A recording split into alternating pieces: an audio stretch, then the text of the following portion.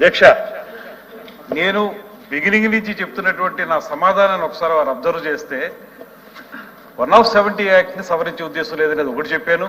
రెండవది, పర్యాటక అభివృద్ధి చేసినప్పుడు కూడా అక్కడ స్థానికంగా ఉన్నటువంటి గిరిజనుల్ని భాగస్వాముల్ని చేసి మాత్రమే పర్యాటకంగా అభివృద్ధి చేయాలనేటువంటిది ఈ ప్రభుత్వం యొక్క నిర్ణయం అని చెప్పాను.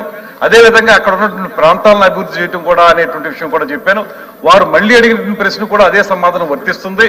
అయితే విషయంలోకి వెళ్ళవలసి వస్తే, గతంలో విషయం మీరు చెప్పారు, గడిచిన 5 సంవత్సరాల కాలంలో ఎంత అన్యాయం జరిగింది, గిరిజన ప్రాంతాల్లోని భూమి ఎంత అన్యాయక్రాంతం అవడానికి ప్రయత్నం జరిగింది, విశాఖపట్నంలో ఉన్న ఎర్రమట్టి దిబ్బల్ని ఎవరు ఆక్రమించుకోవడానికి ప్రయత్నించారు, ఇవన్నీ బయటికి లాగండి. ఆ రోజు ఆ ప్రభుత్వంలో ఉన్న పెద్దలు ఎర్రమట్టి దిబ్బల్ని ఆక్రమించుకోవడానికి ప్రయత్నించలేదా?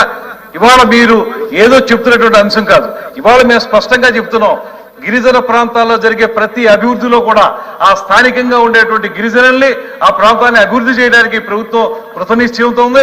ఎక్కడా కూడా గత ప్రభుత్వం చేసిన విధంగా అన్యాక్రాంతం చేయడానికి ఈ ప్రభుత్వం ఎట్టి పరిస్థితుల్లో ఒప్పుకోదు. ఒకవేళ అలా చేసిన వాటిని కూడా వెనక్కి తిరగదోడినటువంటి నేపథ్యం కూడా ఈ ప్రభుత్వానికి ఉందనేటువంటి మాటను స్పష్టం చేస్తా ఉన్నాం.